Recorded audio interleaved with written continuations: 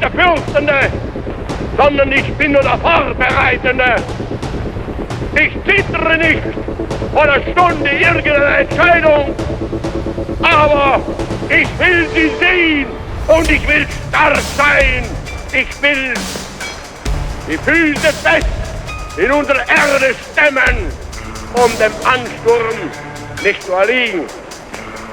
Und ihr werdet neben mir stehen, wenn diese Stunde jemals kommen sollte.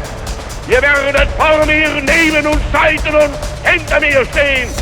Und wir werden in unserem Zeichen wieder siegen.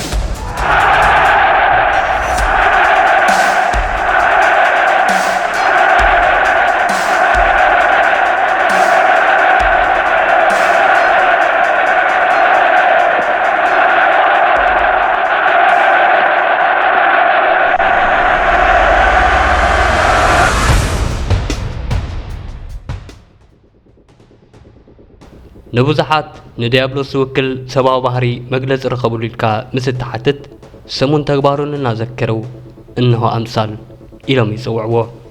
ንህልቂት ልዕሊ 6 ሚልዮን ኣይሁዳውያን፣ ኣማኢት ኣሽሓት ስሎቬንያውያን፣ ጂፕሲታት፣ ሶዶሞኛታት፣ ኣካላውን የእሙራውን ጉድለት ዘለዎም ዜጋታትን ተሓታት እዩ።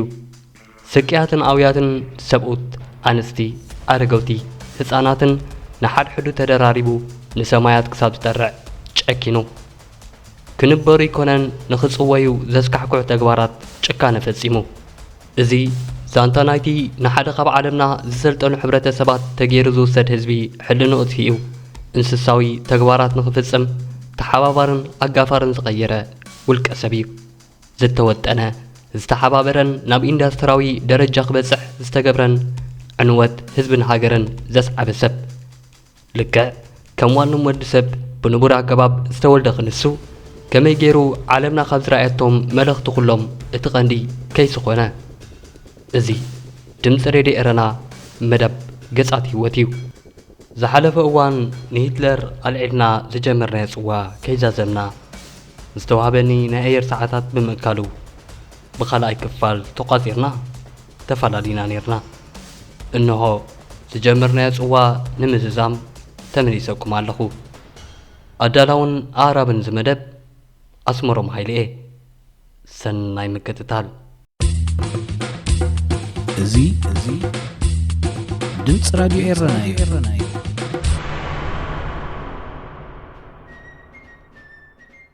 ከምቲ ኣብ ዝሓለፈ ክፋል ዝረኣናዮ ሂትለር ብዴሞክራሲያዊ ኣገባብ ክሳብ ደረጃ ቻንስለር በፂሒ እዩ። ሕጂ ግን ዴሞክራሲ ጥቕሙ ስለ ዝወድአ ክጓሓፍ ነበሮ። ስለዚ ንፓርላማ ናይ ህፁፅ እዋን ደንጋገ ክድንግግ ቋምቱ ወንዚፉ ኩሉ ስልጣን ናብ ኢዱ ክጭብጥን ኣገደደ። ህዝቢ ጀርመን ናብ ከመይ ዝኣመሰለ ዕንወትን ውድቀትን ንኸምርሕ ይዳሎ ከም ዘለው ኣይተሰወጦን። Ich weiß, dass damals viele die Aussichtslosigkeit dieser Bewegung beurteilten nach dem Maß ihrer damaligen Größe und dem Maß der Größe der Aufgaben, die gestellt waren. Sie alle hatten eines nicht erkannt, dass eine solche Bewegung natürlich Zeit braucht und Zeit haben muss, dass der neue Staat nicht eines Tages von den Leuten sich niedersetzt, sondern dass aus dem Volke selbst herauswachsen muss. Denn wenn ich Treue und Glaube und Zuversicht und Fanatismus und Hingabe bekommen will, dann muss ich dorthin gehen, wo diese Tugenden noch zu finden sind. Und sie sind zu finden im Volke selbst, in der breiten Masse dieses Volkes.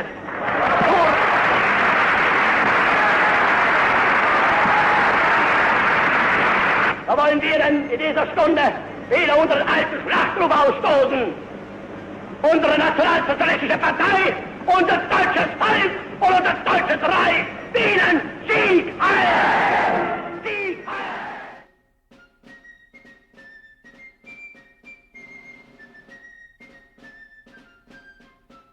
መጀመርያ ናይ ጀርመን ፍጹም ዘርኢ ንምስራሕ ነቐለ።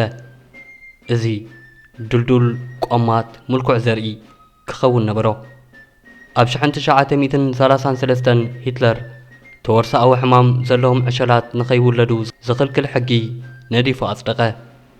እዚ ዓብ ዘርኢ ናይ ምጽናት ሕጊ ንመጻኢ ንዓሌት ጀርመን ከበላሹ ይኽእሉ እዮም ዝበሃሉ ውሉዳትን ስድራ ቤታትን ቀጻልነቶም ንምቑጻይ ዝተነድፈ እዩ ነይሩ።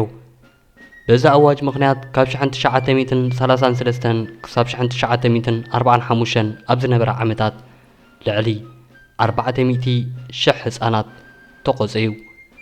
ነዚኦም ስንኩላት፣ ናይ ኣእምሮ ሕሙማት፣ ከም ኦቲዝምን ዳውን ሲንድሮምን ዝኣመሰሉ ጥዕናዊ ጸገም ዘለዎም ዜጋታት ጀርመን እውን ክውሰኽዎም ተገብረ።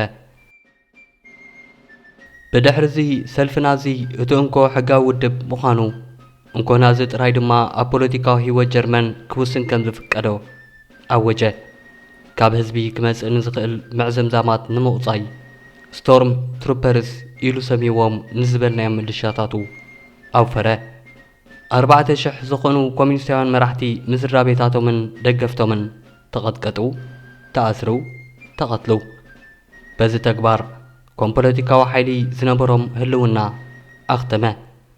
ካብ ዝንኔው ሂትለር ነቶም ዝተረፉ ኩሎም ፖለቲካዊ ጸላእቱ ንምቕንጻሎም ሓለነ። ወላ ናቶም ኣብ ገዛእ ሰልፊ ሃልዮም ከም ጸላእቲ ዝቖጸሮም። ኣብ መንጎ እዚኦም ሓላፊ ናይቶም ነዚ ተግባር ዝፍጽሙ ስቶርም ትሩፐርስ ዝኾነ ኤርነስት ሮም ይርከቦም። ሮም ንሂትለር ናይ ዓመታት ዓርኪዩ ወረግ እቲ እንኮ ኣዶልፍ ኢሉ ክጽውዖ ዝፍቀደሉ ብጻይ እዩ ነይሩ። እንተኾነ ሮም ብዙሓት ናይ ውልቂ ውሳነታትን ውልቃዊ ርእይቶታትን ነይሮሞ፣ ምስ ናቱ ፍረር ዘይሰማምዑ ርእይቶታት። ሂትለር ሓደ ካብ ናይ ማፍያ ፊልምታት ዝተቐድሐ ዝመስል መጻወዲ ኣዋደደ። ንኹሎም መራሕቲ ናይቲ ስቶርም ትሩፐር ዝበሃል ምልሻ ኣብታ ኣብ ርሑቕ ደቡብ ጀርመን እትርከብ ናይ ፌስታ ከተማ ባድቫይስ ንኣኼባ ዓደሞም።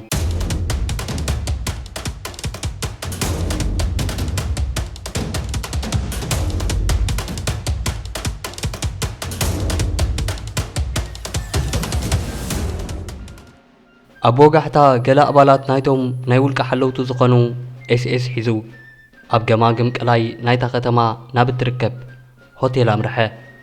ሓቢሮም ድማ ናብ ናይ ሮም ክፍሊ ኣምርሑ። ሂትለር ማዕጾ ፈንቂሉ ብምእታው ከም ዝበለ ተንስ ኤርነስት ብኸደት ሃገር ተኸሲስካ ኣብ ትሕቲ ቀይዲ ኣቲኻ ኣለኻ።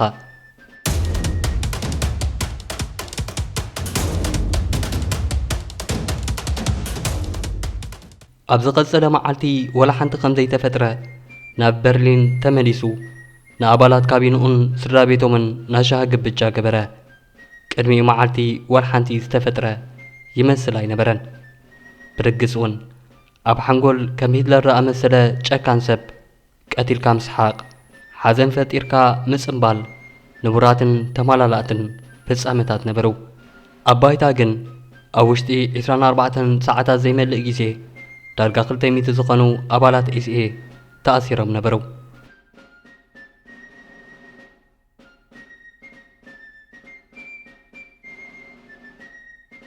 ብዙሓት ካብኣቶም ብጥይት ተረሸኑ። እንተላይ ሮም ብድሕሪ እዚ ናብ ካብ ሰልፉ ወፃእ ዘለዉ ሰባት ኣደብኡ ቀየረ። ሓንቲ ብቴሌፎን ዝተዋህበት ናይ ኮድ ቃል መበገሲ ፍጻመ ናይ ሓደ ኣብ ታሪኽና ዝኻብ ዝተፈጸሙ ኣስደመምቲ ናይ ጭካነ ተግባራት መበገሲት ኮነት። ሂትለር ብሓንቲ ቃል ንብዙሓት ኣባላት ቤተ ክርስቲያንን ኩሎም ፖለቲካውያን ተቐናቐንቱን ቀንጸለ። ናይ ቅድም ቻንስለር ጀርመን ጀነራል ሽላይከር ኣብ ገዛእ ቤቱ ተቐትለ። እቲ ኣብ 1923 ኣብ ዝተሓስወ ዕልዋ ኣብ ሓደ ቢራ ዝሽየጠሉ ኣዳራሽ ዝነበረ ቻንስለር ቫንካኽ ካብ ገዝኡ ተወሲዱ ብፋስ ተቖራሪጹ ተቐተለ። ምስ ሂትለር ኣብ ግብጃን ከለዉ እቲ ዜና ዝበጽሖም ኣባላት ካቢንኡ ንጹር መልእኽቲ እንበቡ።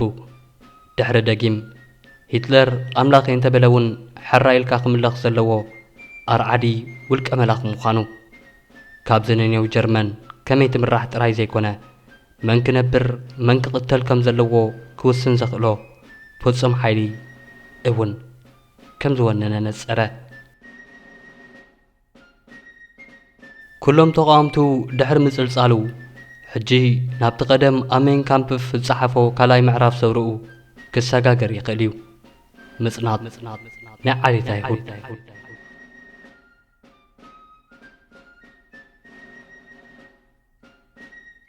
أبشحن 935 أب كتما نورنبرغ عمتاوي أخيبا سلف ناز تقايدة شعو أبالات نازي حدثت حقتات أوجو مرعى أمونغو جرماناوانن أيهودن كل أيهود ناي جرمن زيقناتهم تحريقهم هلو سيفيلاو مسلا زبهال كتو يفكدومن زبل نبرا بيجا خوخوب سلو جركي أب كداونتهم كقبرو أب دكواناتهم دما إذن أيهود تكاليو زبل ملكت كتقعو تقددو أفدق تكالاتهم بوتوم ستور متروبرس إنا تحلوه أب كدميئو إذي نا أيهود تكال سلازقنا كابز زقنا نجر أي تعدقو زبل ملكتا كتكالو تقبره دحر 3 عامتات هتلر كال درجة وسخة وتوم ستور متروبرس زبهالو ميليشياتاتو أب ملاء جرمنن أستريان قدمي ترأيو زي فلد رعدن شبران فنو وقحتا مسبار مرسين وي كريستال نوك كبلو سيموه أب حدث الرحيد حدشح سينونوك وي أبيات الصلوت أيهود تغازلة شوعات الشح تكالات أيهود فصم عنوه 30 شح زخنو أيهود تغفيدهم نابتي ناي مساقي معسكرات تلاأخو بوزحات بو بيلوم تقتلو إذا فصامة حزب جرمن نمجمرا غيزي حقنيا ترجم نايتي هتلر زسبكلو صقر سمايونت كرا قاله لعلي 250 شح أيهود كابتا هاجر هدمو 200 شح زخونو زي قبصقن هاجرنا إلهم ترفو إذا كلو كخونن كلو هتلر بخال مداي زيادة جزءات كوكازازر نخيل سراويتو وامهناس نبره أما فصمتا قداماي كينات عالم جرمن زفرموتو نايد كما هاب سممع سراوي جرمن كاب 100 شح نخي حالفو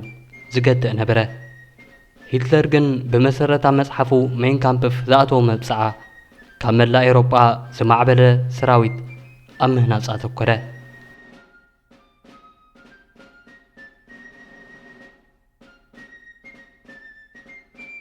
إذا كلو زمال هتلر نزغزل عمامو نخوسق ناب زمدناتات وسات متى مجمريا ناب تقدمي قداماي كينات عالم أكال جرمن زنبرمو دحيرو بخالو استتحزة راينلاند زبهال جزات سراويتو لأخه دحر غلط عامتات نأستريا بملحق نتاب وان سنتون هسانتون زحل محلمي أساقعه برقز نايفلما سقوم تاتو ولون توم دحيروم زدفوو كمن چرچل زامسل صلاتو دارغا حقيو بلوو كميسي إذن جزءاتا تقدمن أكال جرمن سلز نبرا دحر حدا عمد هتلر تزاربتي قومقا جرمن زغمتلو سفيحة كبابيتات تشيكوسلوفاكيا تقزازره سأنحيلو دما سترفوس عبه ولاكوا أبو زغمتو جرمانوان انت زي نبرو أمنو سوكف وررا تقبر مرسي حدا نبره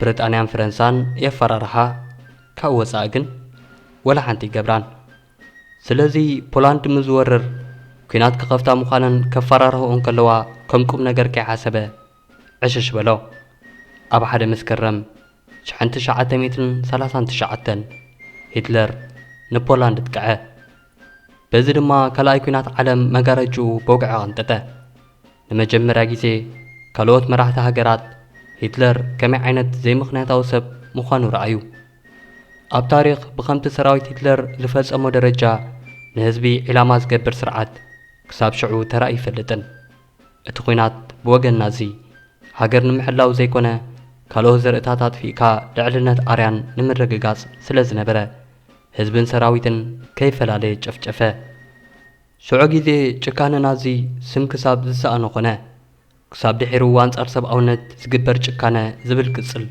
زوحبو عسرتات أشحات بولنداوين تقنسلو أوشتي 6 سامنتات دما بولاند بتغلالا تدرعيما أب تحتنا زأتوت هاندبت 2 مليون زخونو بولنداوين أيهود نبصم أب تحت محرت نزر قبوا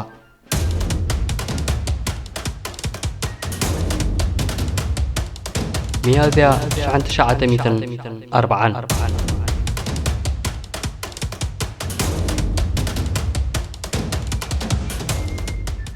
ኣብ ጽድያ 1940 ዴንማርክ ኢዳሃበት ነርዌይ እውን ተወስደት። ኣብ ጎንበተ ሰነ ታንክታት ሂትለር ንቤልጅየም ጥሒሰን ንፈረንሳይ ኣተዋ። ሆላንድ እውን ተለከመት።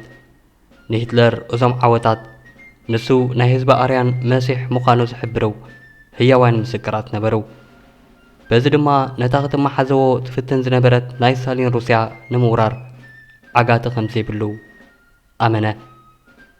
እታ መቃብር ሃፀያትን ንግስነታትን ዝበሃለላ ኣሌክሳንደር ይኹን ናፖሊዮን ዘይደፈራ ሩስያ ኣብ ሰነ 1941 ሂትለር ወረራ። ከመረኣያ ሂትለር እዚ ወረራ ነቲ ነፃን ዓባይን ጀርመን ናይ ምስራት ሕልሙ ከም ናይ መወዳእታ ምዕራፉ ተገይሩ ተወስደ። ብፍላይ ድማ ነቲ ኣብ ሜን ካምፕፍ ዝተመባፅዖ ንጀርመናውያን ናብ ዝምችእ ሰፊሕ ግዝኣት ናይ ምስፍሕፋሕ ሓሳብ ሰራዊቱ ንሕግታት ውግእ ዕሽሽ ክብሉ ተባብዖም። እቶም ዝውረሩ ህዝብታት ስላቭ ወይ ሩስያ ካብቲ ሂትለር ሰብኮ ዓሌት ኣርያን ዝተሕትዮም ተባህለ እሞ ብዘይ ምሕረት ክቕንጸሉ ተኣዘዘ። ሶቪየታውያን ምሩኻት ኩናት ናብ ናይ ጥሜት ማዓስከራት ተዳጎኑ። ልዕሊ 2.6 ሚልዮን ብጥሜት ረገፉ። ካልኦት ፍርቂ ሚልዮን ዝኾኑ ድማ ተረሸኑ። ሩስያውያን ኣብ መንጎ ጥይት ሂትለርን ስታሊንን ተቐርቂሮም ሃለቑ። እቶም መደባትና ብዩቲዩብ እትከታተሉ ተኸታተልትና ነዚ ንኽበርህ ብስታሊን ዝወረደ ብርሰት እውን ክትምልከቱ ኣቐዲምና ስራሕናይ መደብ ኣብ ታሕቲ ሊንክ ንምስክር ክኾን ኣቕሚጥና ኣለና። እዚ ኩሉ ተፈጺሙ ክነሱ ግን ሸይጣን ሂትለር ሸውሃቱ ይኸፍት ነይሩ እምበር ኣብ ምስጋቡ ይኮነን። ጭካነ ሂትለር ገና ብምሉእ መልክዑ ኣይተኸስተን። ካብ 1941 ጀሚሮም ሰራዊቱ ንፖላንድን ሃገራት ሕብረት ሶቪየትን ወረሩ። እዚ ቦታታት ድማ መቐመጢ ብሚልዮናት ዝቑጸሩ ኣይሁድ እዩ። ሕጂ እኹላት ኣይሁድ ኣብ ኢዱ ስለ ዘእተወ ነቲ ናይ ንእስነት ሕልሙ ክትግብር ይኽእል እዩ። ኣይሁድ ቆሪጽካ ክድርበዩ ዘለዎም ካንሰር እዮም ዝብል ሕልሚ።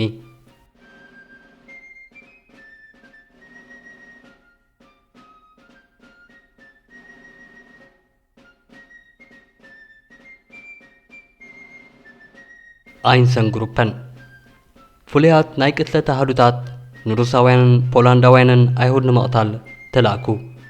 ግዳያቶም ኣቐዲሞም ጉድጓዶም ክኹዕቱ ተገብረ። እቲ ናይ መጀመርያ ጉጅለ ናብቲ ጉድጓድ ይኣቱ እሞ ይርሸን። ዝቕጽል ጉጅለ ድማ ብመስርዕ ከምኡ ይገብር። ኣብ ሓደ ጋሲ ሬሳ ብቐጸላ ድሕሪ ቀጸላ ድሕሪ ቀጸላ እቲ ምርሻን ይቕጽል። በዚ ገባብ 1.5 ሚልዮን ዝኾኑ ኣይሁድ ተቐንጸሉ። ነቲ መስርሕ ድማ ስም ተዋህቦ ኣተዓሻሽጋ ሳርዲን። ነዞም ዘይኣፍረይትን ኣኽሰርትን ኣይሁድ ናይ ምውጋድ ሜላ ድማ ተባህለሉ።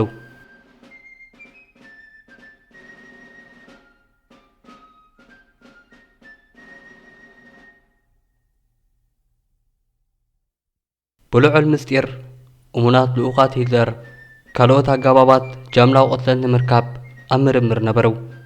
ከም ኣካል ናይቲ ድሒሩ ብናይ መወዳእታ ፍታሕ ዝተሰየመ ኩሎም ኣብ ኤውሮጳ ዘቕመጡ ኣይሁድ ናይ ምጽናት ዕላማ ሂትለር ናዚ ስንኩላት ህፃናት ብሕክምናዊ ገባብ ዝቕተልሉ ምስጢራዊ ስርሒት ጀመረ። ከም ዳውን ሲንድሮምን ካልእ ዝተፈላለዩ ሕክምናዊ ጸገማትን ዝነበሮም ህፃናት ካብ ወለዶም ተተመንጢሎም ናብቲ ፍሉይ ሆስፒታላት ዝበሃልና ተወስዱ ብመርፍእ ተወጊኦም ተቐትሉ። ገለ 5,000 ዝኾኑ ኣብዚ ዓለም ብዘይካ ጥዕና ምስኣኖም ካልእ ገበን ዘይብሎም ንጹሃት ዕሸላት ብመድሃኒትን መርፍእን ተቐትሉ። ነዚ ተግባር ዝፍጽሙ ደውጋትርን ነርሳትን ብልዑል ጥንቃቐ ተመረጹ። እዚ እውን እንተኾነ ንናዚ ዝሑልን ዘይቁልጥፍን ዝያዳ ኩሉ ድማ ኣኽሳሪ መስርሕ ቅትለት ኮይኑ ተረኽበ። ሓደ ምስጢራዊ ክንፊ T4 ብዝብል ቅጽል ዝስየም ሓይሊ ዕማም እውን ተዳለወ። ዕላምኡ ብዝተኻእለ መጠን ብዙሓት ሰባት ብቕልጡፍን ምስጢራውን ኣገባብ ንምቕታል ነበረ። ካብ ካርቦን ሞኖክሳይድ ዝተሰርሐ ስሚ ኣብ መሕፀቢ ነብሲ ማይ ብምሕዋስ ብዙሓት ነብሳት ብሓንሳብ ንምቕታል ተፈተነ። በቲ ምርምር ጥራይ ልዕሊ 70,000 ኣካለ ስንኩላን ሓለቑ። እቲ ተግባር ክስማዕ ምስ ጀመረ ብዙሓት ሰባት ኣባላት ስድራ ቤቶምን ፈተውቶምን ግዳያት ንኸይኮኑ ሰግኡ። ገለ ጀርመናውያን ክቃወምዎ ጀመሩ እሞ ኣብ መወዳእታ 1941 ሂትለር ተግባራቱ ንጊዜኡ ክገትእ ተገደደ። እቲ ተቃውሞ ነቲ ፉረር ጀርመናውያን ጃምላዊ ህልቂት ክርእዩ ገና ቁሩባት ከም ዘይኮኑ ኣጋደሉ። ስለዚ ዝቐጽሉ ጃምላዊ ህልቂታት ኣዝዮም ምስጢራውያን ካብ መሬት ጀርመን ዝረሓቑ ብቐጥታ ምስኡ ክተኣሳሰሩ ዘይክእሉ ክኾነ ከም ዘለዎም ደምደመ። እዚ መደምደምታ ሂትለር ናይ ኣይሁዳውያን ከመይ ከም ዘህልቖም ዝሓበረ ኣንፊ ኾነ። ሂትለር ኣይሁድ ናይ ምጽናት ዕላምኡ ክበጽሖ እንተኾይኑ ንተግባራቱ ብምስጢር ሓቢኡ ኣብ ቅድሚ ህዝቡ ከም ለዋህን ሓላይን ሰብ ኮይኑ ክዋሳእ ከም ዘለዎ ወሰነ። ስለዚ ካብ ሽዑ ንኔው ኣብ ዝኾነ ይኹን ናይ ጭካነ ሰነድ ብገዛ ኢዱ ፈሪሙ ይፈለጥን። ስለዚ ሂትለር ዝኣዘዞ ጽንተት ኣይሁድ ይኹን ቅትለት ብፌርማ ደሊኻ ይርከብን። ግዳ ሓቂ ግን ኩሉ ዝኾነ ብቓሉን ብስሙን ነበረ። ነቲ ክኸውን ዝሕለን ኩሉ ዝውክል ስም እውን ተወልደ። እቲ ናይ መወዳእታ ፍታሕ ፍታሕ ኣይሁዳውያን ሃሊቕካ ዘረአ ኣርያን ዝነግሰላ ዓለም ናይ መብዛሕ ታሕሳስ 1941 ኣብ ታሕሳስ 1941 ናይ መወዳእታ ፍታሕ ዝበለ ጽንተቱ ኣብ ተግባር ዋዕለ። ዝተኣሳሰሩ ናይ ጽንተት ካምፕታት ኣብ ፖላንድ ተሃንጹ። ቤልትዝ፣ ሰበትዎል፣ ትሪብሊንካ፣ ሜዲኔክ፣ ኣውሽቪትዝ ዝኣመሰሉ ክሳብ ሎሚ ስሞም ክለዓል ዘንቀጥቅጡ ኣስማት ካምፕታት ዲያብሎሳዊ ባህጊ ሂትለር ንምርዋይ ተቐልቀሉ። ኣብ መላእ ኤውሮጳ ዝርከቡ ኣይሁድ ተተገፊፎም ናብዞም ካምፕታት ከዓዙ። ኣብኡ ድማ እዩ እቲ ናይ ጋዝ ክፍሊ ተዋዲዱ ኣብ ታሪኽ ወዲ ሰብ ንመጀመርያ ጊዜ ቅትለት ብኢንዱስትራዊ ደረጃ ተወጢኑ ዝተኸናወነ። ቢልዮናት ሃለቑ። ኣብተን ውሑዳት ዓመታት ጥበብ ናይቲ ቅትለትን ብቕዓት ናይተን ማሽናትን እናተመሓየሸ ኣይሁድ ኣብ መዓስከር በጺሖም ተቐቲሎም ወድቂ ስኖም ጥራይ ክሳብ ዝተርፍ ዝውድእ ጊዜ 1 ሰዓት ጥራይ ስለ ዝበጽሐ ሂትለርን ናዝን ብውሕድ ወፃእን ሓጺር ጊዜን ጃምላዊ ቅትለት ናይ ምፍጻም ዕማምና ሃሪብና እናበሉ ተሓጐሱ። እዞም ናይ ቅትለት ክፍልታት ብቐሊሉ ኣብ መዓልቲ ካብ 12 ክሳብ 15,000 ህይወት ከህልቑ ዝኽእሉ ኾኑ። ናይዚ ምድራዊ ገሃነብ ኩሉ ኣብነት ገይሩ ዝውሰድ ካብዞም 6 እንኩ ዕማሞም ጃምላዊ ቅትለት ጥራይ ንምፍጻም ኮይኑ ዝተሰርሑ ካምፕታት ዝያዳ ስሙ ዝለዓል ግን ኣውሽቪትዝ ኮነ።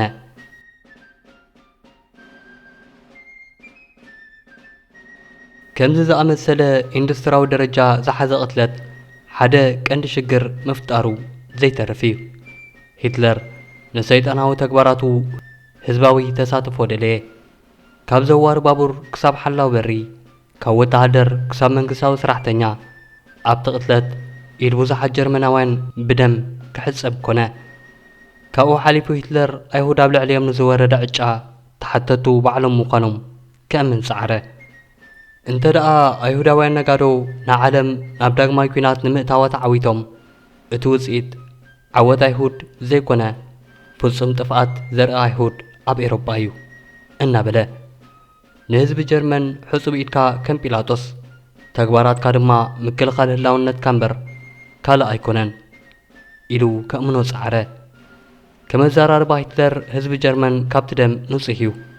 ኣይሁድ ድማ ነቲ ዝወረዶም መቕዘፍቲ ኩሉ ተሓተቲ ባዕላቶም እዮም። ኣብ መወዳእ 1944 ብኣፍልጦን ደፊኢትን ሂትለር ዝሃለቑ ኣይሁድ ቈጽሮም 6 ሚልዮን በጽሐ። ሂትለር ሕርሙ ዝበጽሖ ክመስሎ ጀሚሩ ነይሩ። ስርሓ ዘይትርስዕ ታሪኽ ግን ጌጋ ምንባሩ ኣርኣቶ።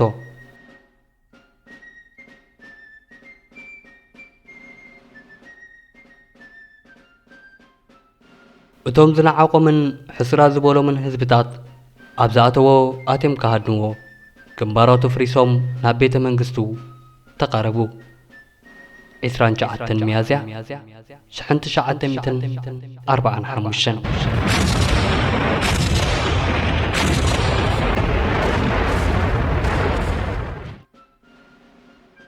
ኣብ شحن 945 ጀርመን ብኩሉ ቁርናዓት ብዝትኮሰላ ቦምባታት ምድራዊት ገሃነመ እሳት መሲላ ተቃጸለት። ካብ ሩስያ ዝገስገሰ ቀይሕ ሰራዊት ናብ በርሊንን እቲ ፍረርን ገጹ ገስገሰ። እቲ ን1,000 ዓመታት ዝኣክል ክቕጽል ዝሓስበ መንግስቲ ኣብ 12 ዓመቱ እንቀጥቀጠ። እቲ ዓለማይ ትጽርኒ ዝበለ መሪሕነት ናዚ ኣብ ትሕቲ ምድሪ ተሓብአ። እቲ ኣነ መሲሕ ኢሉ ንዓለም ብጽንተት ክመርሕ ልዕሊ ሰብ ምዃኑ ኣሚኑ ካልኦት ከስግድ ዝሓለነ ሂትለር መቓልያ ብዘይብሎም መድሃኒታት ዓንሲሱ ዝንቀሳቐስ ቀልቡን ተስፍኡን ዝረሓቖ ሰብ ኮነ። መዓልታት ዓወቱን ባህቱኡን ካብኡ ዋዝዮም ሪሒቖም ነበሩ እሞ ዝረኣዮ እንኮ መጻኢ ጸልማት ነበረ። ዝወረዶ ስዕረት ኣይተቐበሎን። ጀርመንን ህዝባን ኣግዲዖሙኒ ኢሉ ስለ ዝኣመነ ንሱ ናብ መቓብርን ከምርሕ ንሃገሩ እውን ሒዝዋ ናብ ጉድጓድ ክዕዘር ተመነየ። The swastika of the Nazi Party. It is gone today. ሓደ ብሓደ እቶም መሲሕ ኢሎም ሰግድሉ ዝነበሩ ኣጋፍርቱ ረሓቕዎ። የዕርኽቱን ኣባላት ሰልፉን ብህድማ ኣብ እግሪ ኣውፅኒ ወደቑ። መሬት ኣፍ ከፊታ ክትውሕጦም ከም ነቢ ዮናስ ከብዲ ዓሳ ኮይና ክሰትሮም ድለዩ። ሂትለር ግን ኣብ ትሕቲ ምድሪ ኣብ ዝርከብ በዓቱ ኮይኑ ምስ ሰከረታራታቱ ከምዚ ይዕልል ነይሩ ይበሃል። እንታይ ዓይነት ኣኽላባት ምዕባይ ከም ዝሓይሽ ሊፕስቲክ ዝበሃል ነገር ካብ ፋኛ ቱራታት ፓሪስ ብዝተፋሕቀ ትራፍ ቀልቀል ደቂ ሰባት ዝተሰርሐ ነገር ከም ዝኾነ ወዘተ ወዘተ። ሓንቲ ሰብ ግን ዋላ ኣብዚ ናይ ፍጻመ ሰዓታቱ ኣይጠለመቶን። ኢቫ ብሮውን እታ ንዓመታት ኣይምርዓወክን እናበለ ዘቕበፃዊ ሽምኡ ሓደ ዕለት ቅድሚ ሞቱ ተመርዓዋ።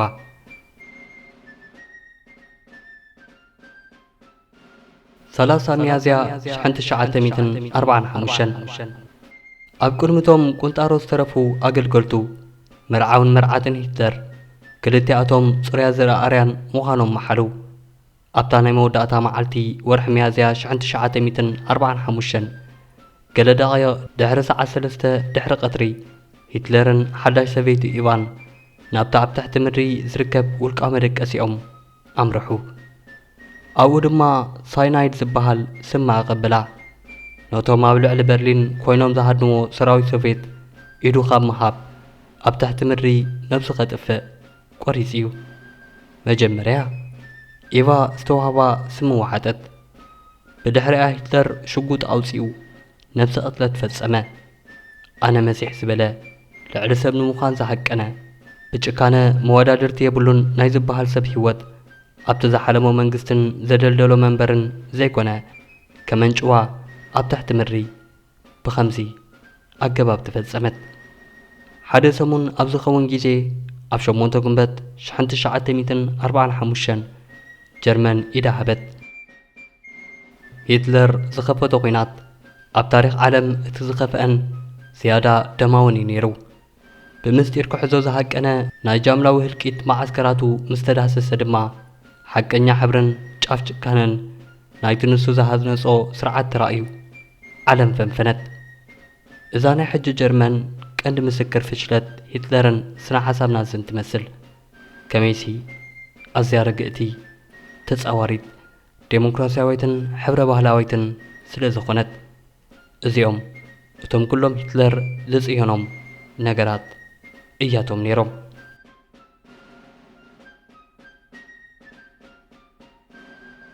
ክቡራት ተኸታተልትና ንሎሚ ንዓኻትኩም ዘዳለናዮ ኣብ ክልተ ክፋላት ዝተዳለወ ታሪኽ ህይወት ሂትለር ነዚ ይመስል ነይሩ።